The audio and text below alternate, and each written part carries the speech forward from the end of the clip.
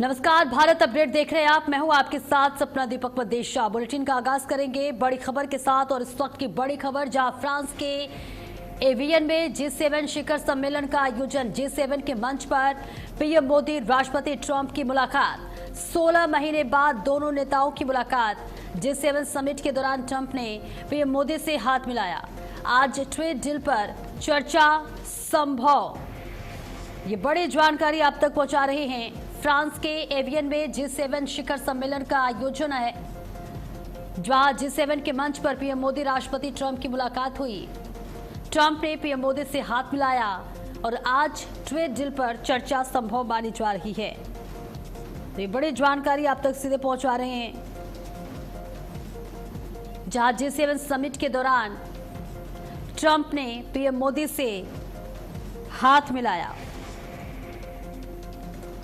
तो फ्रांस के एवियन में G7 शिखर सम्मेलन का आयोजन हुआ। G7 के मंच पर प्रधानमंत्री नरेंद्र मोदी और राष्ट्रपति डोनाल्ड ट्रंप की मुलाकात हुई। यूक्रेन रूस युद्ध, इसके साथ ही पश्चिम एशिया शांति समझौते और वैश्विक आर्थिक असंतुलन पर भी चर्चा हुई। इसके साथ ही डोनाल्ड ट्रंप ने प्रधानमंत्री नरेंद्र मोदी से हाथ मिलाया और आज ट्रेड डील पर चर्चा संभव हो सकती है। और इस खबर पर ज्यादा जानकारी के लिए स्नेह कमल हमारे साथ जुड़े हुए। स्नेह, देखिए मुलाकात बेहद खास हो जाती है और ऐसे में कहा जा रहा है कि आज ट्रेड डील पर चर्चा भी संभव है। स्नेह कमल, आप सुन पा रहे हैं? चलिए, संपर्क टूट रहा है, वापस से आपसे संपर्क करने की कोशिश करेंगे, लेकिन इस बीच ही आप तक जानकारी साझा कर रहे हैं। जहां G7 शिखर सम्मेलन का मुख्य आयोजन फ्रांस के एवियन ले बैन्स शहर में किया गया था। जहां आपको बता दें, फ्रांस का एवियन शहर जो जिनेवा झील के किनारे स्थित है और यहां प्रधानमंत्री नरेंद्र मोदी और इसके साथ ही राष्ट्रपति डोनाल्ड ट्रंप की मुलाकात हुई। डोनाल्ड ट्रंप ने पीएम मोदी से हाथ मिलाया और आज ट्रेड डील पर चर्चा हो सकती है। तो ये मुलाकात बेहद खास हो जाती है। 16 महीने बाद दोनों नेताओं की मुलाकात हुई है, इस वजह से ये खास बेहद अहम माना जा रहा है। बताया जा रहा है कि आज ट्रेड डील पर चर्चा हो सकती है। इसके साथ ही फ्रांस का एवियन शहर जो जिनेवा झील के किनारे स्थित है, यहां दो दिग्गज नेताओं की मुलाकात होती है। प्रधानमंत्री नरेंद्र मोदी और डोनाल्ड ट्रंप की मुलाकात और खास तस्वीर आप तक साझा कर रहे हैं, जहां ट्रंप ने भी मोदी से हाथ मिलाया और आज ट्रेड डील पर चर्चा संभव है। स्नेह कमल ज्यादा जानकारी के लिए जुड़ रहे हैं। स्नेह कमल, देखिए ये मुलाकात 16 महीने बाद हुई है, इस वजह से ये बेहद अहम माना जा रहा है। ऐसे में क्या ये संभावना जताई जा रही है कि आज ट्रेड डील पर चर्चा हो सकती है? क्या कुछ जानकारी? जी बिल्कुल, प्रधानमंत्री नरेंद्र मोदी और अमेरिकी राष्ट्रपति डोनाल्ड ट्रंप की मुलाकात आज बहुत ही मतलब बहुत प्रभावी मुलाकात है। जिस तरह से चाहे अमेरिकी ट्रेड डील का मुद्दा हो, चाहे हॉर्मुज़ में मारे गए भारतीय नाविकों का मुद्दा हो, दोनों को लेकर जो है इंटरनेशनल जियो पॉलिटिक्स काफी गर्म है। अब देखना यह है कि आज जब एक बार पुनः दोनों नेता आमने सामने होंगे तो क्या होता है। फ्रांस के एवियन शहर में वैश्विक नेताओं की मौजूदगी, जिस तरह से G7 के समिट प्रधानमंत्री नरेंद्र मोदी, अमेरिकी राष्ट्रपति डोनाल्ड ट्रंप, इटली के पीएम मेलोनी और ब्रिटेन के प्रधानमंत्री कीर स्टारमर समेत दुनिया के तमाम बड़े नेताओं का जमावड़ा लगा है। और जिस तरह से प्रधानमंत्री नरेंद्र मोदी और डोनाल्ड ट्रंप की हालांकि कल मुलाकात होती है, लेकिन आज द्विपक्षीय वार्ताएं संभव है। कई मुद्दों पर चर्चा हुई, कुछ समझौते भी हो सकते हैं। पूरी निगाहें फिलहाल अमेरिका भारत ट्रेड डील के साथ साथ हॉर्मुज़ में जो 7 भारतीय नाविक मारे गए हैं उस पर भी होगा कि आप प्रधानमंत्री इस मुद्दे को अमेरिकी राष्ट्रपति डोनाल्ड ट्रंप के सामने उठाते हैं नहीं। बिल्कुल, देखिए जिस तरह से हम देख पा रहे हैं, वैश्विक आपदा इस वक्त पूरे देश में है और इसके साथ ही ये मुलाकात खासतौर से अहम मानी जा रही है। ऐसे में इस मुलाकात के बाद भारत के लिए इस बैठक से क्या बड़ी बात निकलकर सामने आई?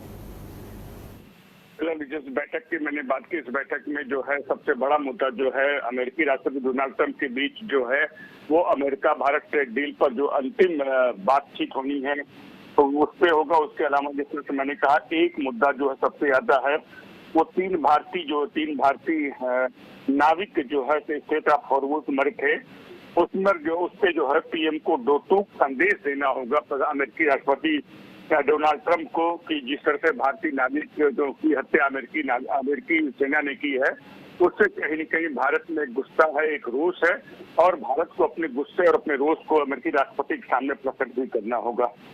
बिल्कुल, एक साथ कई बड़े दिग्गजों की मुलाकात। ऐसे में यूक्रेन युद्ध और सुरक्षा पर नेताओं ने क्या कोई बड़ा फैसला लिया है? फिलहाल अभी चर्चा हुई है, इसका जो अंतिम निर्णय है वो आज की बैठक के समाप्त होगी। जब इस पे जो है सामूहिक वार्ता होगी तब जाकर दिखाएगा कि कुल मिलाकर अंतिम निर्णय जो है G7 बैठक का क्या हुआ है। बिल्कुल, सबकी नजरें इसी बात पर टिकी हुई है कि आज ट्रेड डील में क्या कुछ बड़ा फैसला हो सकता है। बहुत बहुत शुक्रिया स्नेह कमल आपका इस महत्वपूर्ण जानकारी के लिए।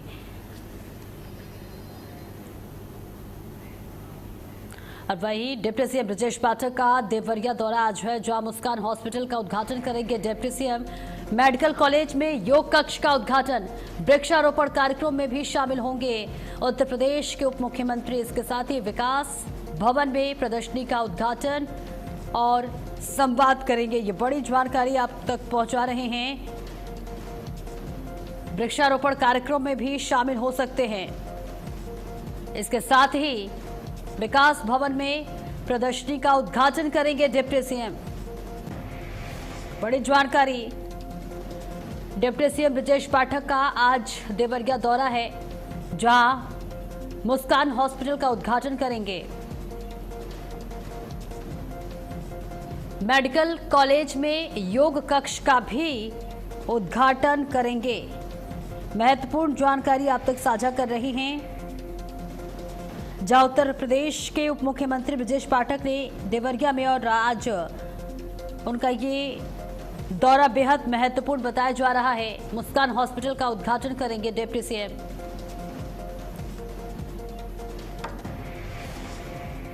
और चलिए आगे बढ़ते हैं। प्रदेश अध्यक्ष पंकज चौधरी का वाराणसी दौरा आज है, जहां स्वच्छता अभियान वृक्षारोपण कार्यक्रम में शामिल होंगे।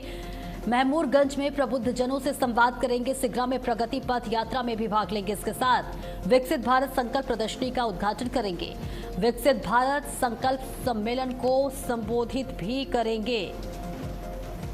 बड़ी जानकारी, जहां विकसित भारत संकल्प प्रदर्शनी का उद्घाटन होने वाला है। सिगरा में प्रगति पथ यात्रा में भी शामिल होंगे। तो बड़ी जानकारी, जहां बीजेपी प्रदेश अध्यक्ष पंकज चौधरी का वाराणसी दौरा आज है। स्वच्छता अभियान वृक्षारोपण कार्यक्रम में शामिल होंगे। महमूरगंज में प्रबुद्ध जनों से संवाद करेंगे और वहीं सिगरा में प्रगति पथ यात्रा में हिस्सा लेंगे। इसके साथ ही विकसित भारत संकल्प प्रदर्शनी का करेंगे उद्घाटन।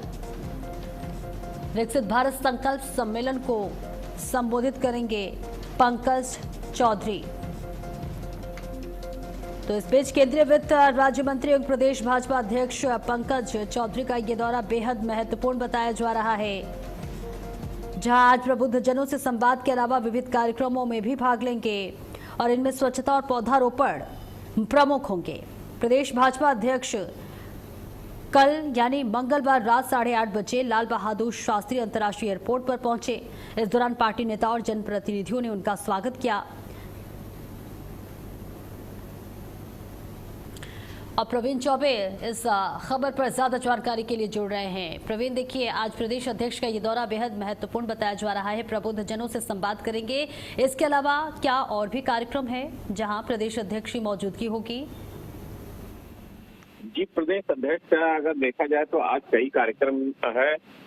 सबसे पहले वो सिगरा संपूर्णानंद स्टेडियम पहुंचेंगे, जहां प्रगति पथ यात्रा को हरी झंडी दिखाएंगे 11 बजे। उसके बाद पंडित दीनदयाल हस्तकला संकुल बड़ा लालपुर जाएंगे। टीएसपी सेंटर में प्रदर्शनी का उद्घाटन करेंगे। विकसित भारत संकल्प सम्मेलन को संबोधित भी करेंगे। उसके बाद प्रबुद्ध जनों के साथ बैठक करेंगे। लगातार देखा जाए तो पंकज चौधरी जो है अब 27 का जो रण है उसकी तैयारी में जुट गए हैं पूरी तरह से। वो कहा जाए तो 2027 का जो ये चुनाव होना है उसको लेकर पूरी तरह से तैयारी में जुट गए हैं। और क्योंकि काशी एक ऐसा क्षेत्र है जहां से प्रधानमंत्री, चूंकि स्वयं प्रधानमंत्री का क्षेत्र है और काशी से पूर्वांचल के 10 जिले को साधने की तैयारी होती है। और निश्चित तौर से प्रधानमंत्री जब भी आते हैं तो यहाँ से जो है लगातार संबोधित करते हैं। अब चूंकि काशी एक ऐसा क्षेत्र है कि इससे 10 जिले जुड़े हुए हैं तो पंकज चौधरी की भी निगाहें हैं, क्योंकि जो लोकसभा चुनाव में भाजपा को देखना पड़ा था वैसी नौबत ना है, इसलिए पहले से ही कमर कसनी भाजपा ने शुरू कर दी है और उसी की कवायद जो है पंकज चौधरी निश्चित तौर से कहीं न कहीं कर रहे हैं। और ये जितने भी सम्मेलन हो रहे हैं 12 साल में मिसाल प्रधानमंत्री के, ये सारे कार्यक्रम जो है वो चुनाव से जोड़कर देखा जा रहा है। क्योंकि पंकज चौधरी का सीधे अगर देखा जाए तो स्टेटमेंट है कि संगठन ही, उन्होंने पिछले बार भी कहा था कि संगठन ही जो है सरकार बनाता है। तो निश्चित तौर से संगठन पूरी तरह से जमीनी स्तर पर उतर चुका है और अपनी चुनावी रणनीति तैयार कर रहा है। क्योंकि चुनाव नजदीक गया है इसलिए पंकज चौधरी पूरी तरह से जो है, क्योंकि उत्तर प्रदेश का चुनाव जो है वो निश्चित तौर से दिल्ली का रास्ता भी तय करता है। तो 29 में चुनाव भाजपा को है तो उसके लिए जो है उत्तर प्रदेश को पूरी तरह से अपने कब्जे में रखना होगा। इसी की तैयारी में पंकज चौधरी जुटे हुए हैं और वह पूरी जो कहा जाए तो रणनीति तैयार कर रहे हैं। बिल्कुल, पंकज चौधरी के अलावा क्या और भी दिग्गजों की यहाँ मौजूदगी होगी? क्या स्थानीय नेताओं से भी मुलाकात करेंगे, बैठक करेंगे या किसी महत्वपूर्ण विषय पर चर्चा करेंगे? और खासतौर से वाराणसी वासियों के लिए क्या कुछ कह सकते हैं? जी बिल्कुल, वाराणसी वासियों, काशी वासियों के लिए तो निश्चित ही लगातार, चूंकि प्रधानमंत्री का क्षेत्र है, लगातार मुख्यमंत्री का दौरा होता है, इसी लहजे से पंकज चौधरी भी इसको खासा मायने रखते हैं। और निश्चित तौर से काशीवासी, चूंकि प्रबुद्ध जन, जो काशी के प्रबुद्ध जन है, यहाँ अगर कहा जाए तो विद्वत है तो वो सभी का जुड़ाव जो है राजनीतिक क्षेत्र से बहुत मजबूत है। इस नाते पंकज चौधरी यहाँ आ रहे हैं। उनका यह दौरा इसलिए खास मायने रखता है क्योंकि प्रबुद्ध जनों से जो बैठक है और वो निश्चित तौर से अगर देखा जाए तो ये बैठक ही ये निर्णय कर लेगा जो है, चूंकि अभी जो कहा जाए तो टिकट के बंटवारे को लेकर निश्चित तौर से उन्होंने एक इशारे में कहा था कि संगठन ही तय करता है, तो टिकट संबंधी लेकर के वो वार्ता कर सकते हैं, लोगों से राय जान सकते हैं कि किस तरह से जो है टिकट दिया जाए, किसको दिया जाए, किसको न दिया जाए, इस पर भी वो जो है राय ले सकते हैं। बिल्कुल, ऐसे भी कहा जा रहा है प्रबुद्ध जन संवाद कार्यक्रम है, ऐसे में किन किन वर्गों के लोगों को इस पूरे कार्यक्रम में शामिल किया जा रहा है? और साथ ही देखिए स्वच्छता और पौधारोपण कार्यक्रम भी है, इसको लेकर क्या कुछ खास तैयारी है? पौधरोपण भी करेंगे। और अगर कहा जाए प्रबुद्ध जनों को तो काशी में हर वर्ग के लोग हैं, चाहे वो हिंदू हो, मुस्लिम हो, सिख हो, ईसाई हो, हर समाज के लोगों को जो है भारतीय जनता पार्टी जोड़ करके, क्योंकि प्रबुद्ध जनों का बैठक होता है इसलिए हर समुदाय से लोग उसमें प्रतिभाग करते हैं। ऐसा नहीं है कि जैसे अन्य पार्टियां, जैसे पीडीए, समाजवादी पार्टी कहती है पीडीए, तो भारतीय जनता पार्टी के अंदर ऐसा कुछ नहीं है, क्योंकि भारतीय जनता पार्टी एक ऐसी पार्टी है जो सभी को साथ लेकर चलती है, सभी का साथ, उसका नारा भी है सबका साथ सबका विकास, जो है सबका विश्वास के साथ जो है चलती है। इसलिए भारतीय जनता पार्टी अपने मूल मंत्र के साथ चलती है और उसी के साथ आगे बढ़ती है। वो प्रबुद्ध जनों की जब बैठक होती है तो उसमें हर वर्ग से लोग आते हैं। निश्चित तौर से चूंकि काशी विद्वानों की नगरी कही जाती है इसलिए वहाँ हर के विद्वान जो है वो उपस्थित रहते हैं। बिल्कुल, सबकी नजरें टिकी हुई है। बहुत बहुत शुक्रिया आपका प्रवीण इस महत्वपूर्ण जानकारी के लिए।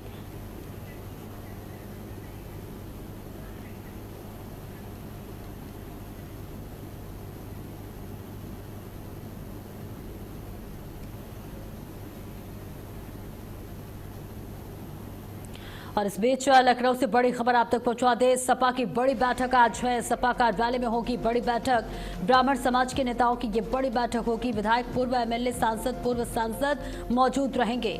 जनेश्वर मिश्र की जयंती के जरिए सपा देगी खास संदेश। जयंती के जरिए ब्राह्मण समाज को संदेश देगी सपा। इसके साथ ही बैठक में तय होगी कार्यक्रम की आयोजन समिति। विधानसभा चुनाव से पहले सपा बनाएगी रणनीति। ब्राह्मण समाज को साधने के लिए रणनीति बनाई जाएगी।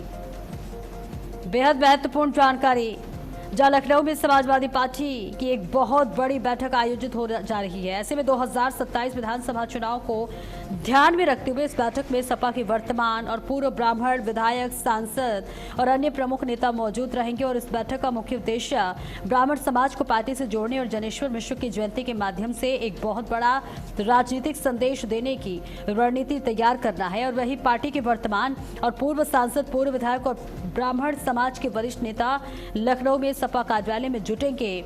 जनेश्वर मिश्र की जयंती के जरिए पार्टी ब्राह्मण समुदाय तक अपना राजनीतिक संदेश देने की कोशिश करेगी। 2027 के उत्तर प्रदेश विधानसभा चुनाव को देखते हुए ब्राह्मण वोट बैंक को साधने और सामाजिक समावेश का रोड मैप तैयार किया जाएगा।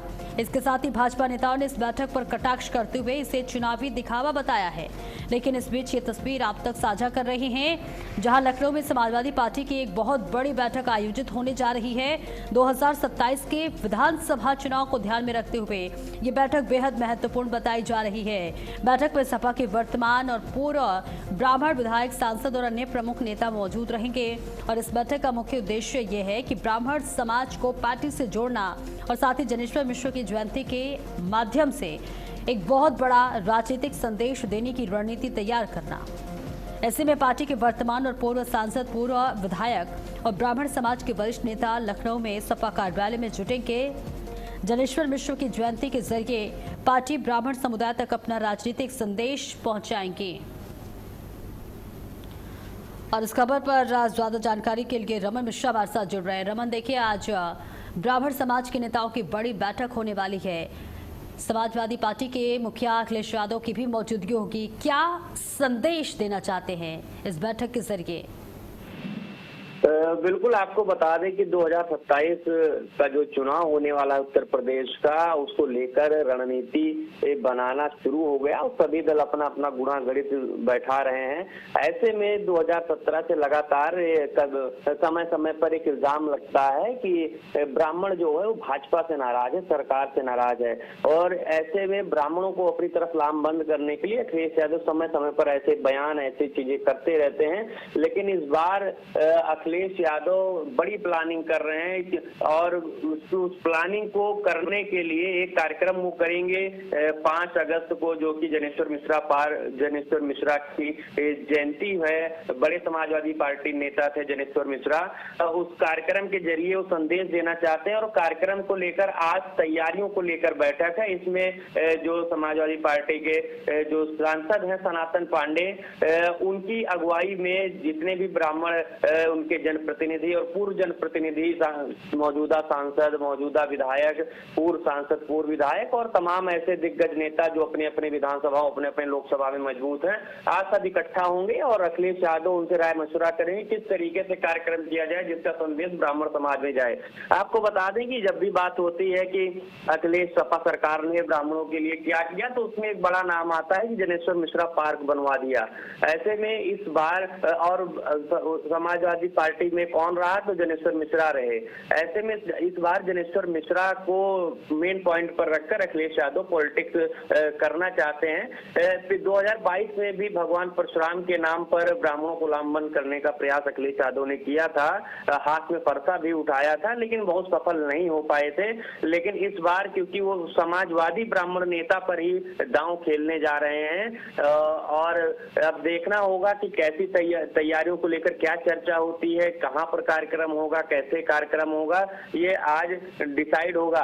दरअसल आपको बता दें कि एक राजनीति में माना जाता है कि जो ब्राह्मण समाज है ये काफी बड़े वर्ग के तौर पर समाजवादी पार्टी के साथ नहीं जुड़ता है, लेकिन राजनीति जिस तरीके से समाजवादी वर्सेज भाजपा की हो गई है, इसमें अगर ब्राह्मण के नाराज होने की खबर आती है तो अखिलेश यादव उसे भुनाना चाहते हैं, उसे अपनी तरफ लामबंद करना चाहते हैं। हालांकि कई ऐसे मौके होते हैं जब अखिलेश यादव कुछ ऐसा बयान दे देते हैं जिससे कि ब्राह्मण समाज नाराज हो जाता है, लेकिन कई ऐसे भी मौके हैं जिसमें अखिलेश यादव ब्राह्मणों को खुश करते हुए दिखाई दिए हैं। से एक बात तो साफ है रमन कि देखिए समाजवादी पार्टी ये जरूर मानती है कि ब्राह्मण समाज उससे दूर हुआ है, इसलिए ये विशेष बैठक यहाँ पर किया जा रहा है।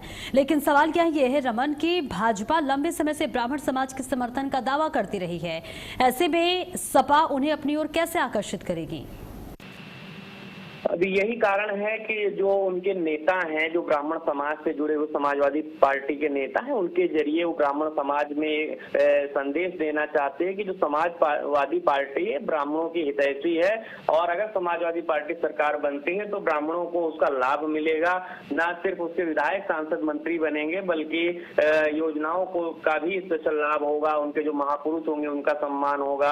बार बार भगवान परशुराम की छुट्टी का जो उनकी जयंती पर जो अवकाश घोषित होने का मुद्दा भी अखिलेश यादव उठाते हैं और कहते हैं सरकार बनने की पहली कैबिनेट में उनकी जयंती पर जो अवकाश कैंसिल हुआ था उसको करेंगे, भगवान परशुराम की प्रतिमा लगाएंगे। जनेश्वर मिश्र के नाम पर उन्होंने पार्क बनवाया है और उनका कहना है कि जनेश्वर मिश्र के नाम से और योजनाएं चलाएंगे।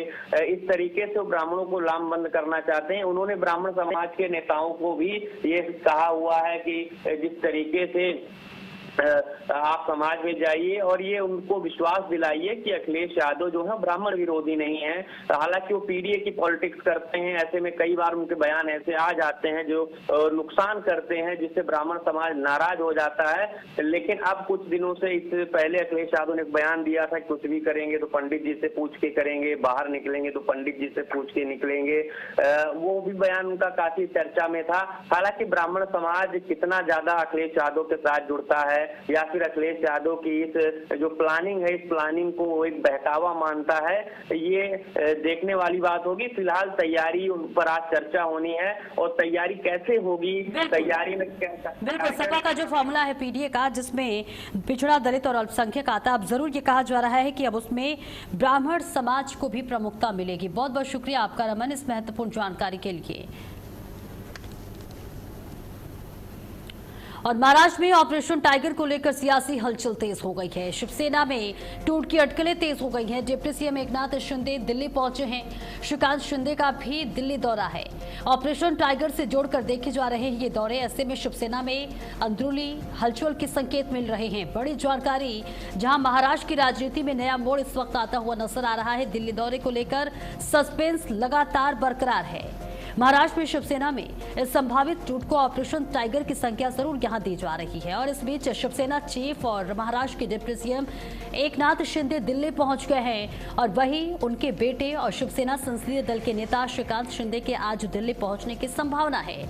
और बताया तो ये भी जा रहा है कि श्रीकांत शिंदे संसद के स्टैंडिंग कमेटी की मीटिंग में शामिल होने के लिए वे दिल्ली आ रहे हैं। लेकिन इन दोनों नेताओं के दौरे को इसी ऑपरेशन टाइगर से जोड़कर देखा जा रहा है। तो महाराष्ट्र की राजनीति में इस वक्त बड़ा सियासी भूचाल आता हुआ नजर आ रहा है। श्रीकांत शिंदे का भी दिल्ली दौरा है। ऑपरेशन टाइगर से जोड़कर इस पूरे दौरे को देखा जा रहा है। ये बड़ी जानकारी, जहां शिवसेना में अंदरूनी हलचल के संकेत नजर आ रहे हैं।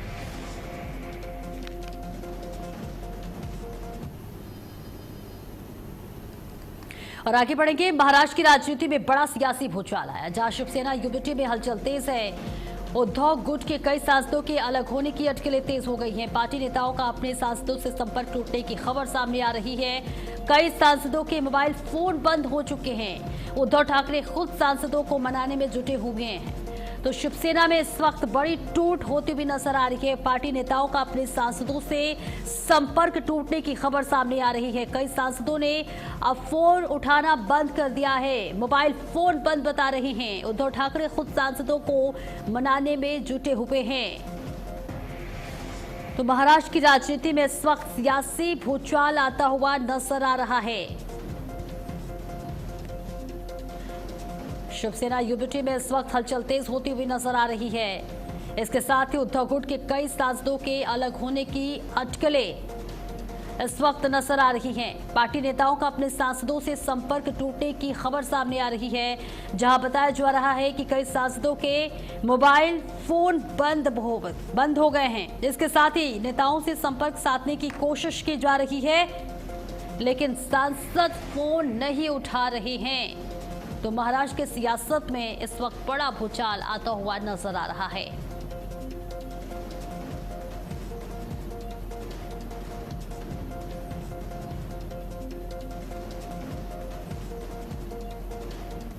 और फिलहाल इस बुलेटिन में इतना ही। खबरों का सिलसिला लगातार जारी है।